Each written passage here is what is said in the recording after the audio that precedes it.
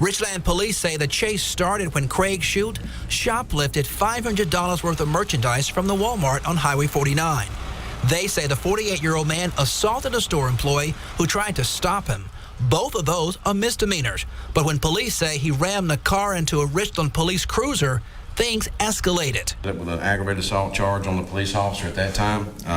So we made the decision to continue that pursuit based on an aggravated assault. I want to make that clear. Aggravated assault, not a misdemeanor. Richland's chief says that's when his dispatchers called JPD to alert them they were chasing someone into the city. Following misdemeanor suspects in car chases is not allowed by our policy. Chief Lee Vance said they don't take part in high-speed chases in most cases. That it's a public safety danger when you're speeding down the highway chasing somebody for it is, and shoplifting, and when you're at Walmart and you're shopping and you're just trying to have a nice morning and somebody comes in and assaults a loss prevention officer who's trying to uphold the law and order there, and this is his job to do that.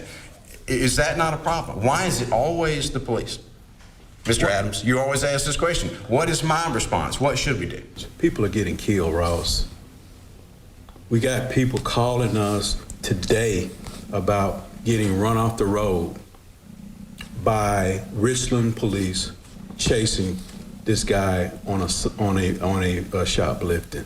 People's lives are in danger. I think you, the media, the general public needs to understand what's really at risk. And I mean, they did the chasing like 30, 40 minutes through a neighborhood with plenty of people out, and that's just ridiculous. And then if you see it just causing that much damage and that much, interfere with stuff, why would you stop chasing it? This wasn't a pursuit that was as violent as some of them have been. If this was a pursuit that was 180 miles an hour and that thing through residential neighborhoods, we wouldn't have done that.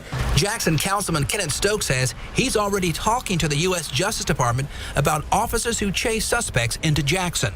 The city of Richland do not and will not respect human beings who live in the city of Jackson. He says he's already written a letter asking for federal intervention. And what we're going to do is follow up with the Justice Department.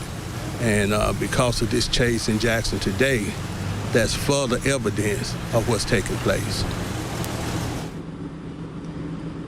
And right now, the U.S. Justice Department is considering Councilman Stokes' request to open a civil rights investigation into the high-speed chases. For now, we're live in Richland. Ross Adams, 16 WAPT News.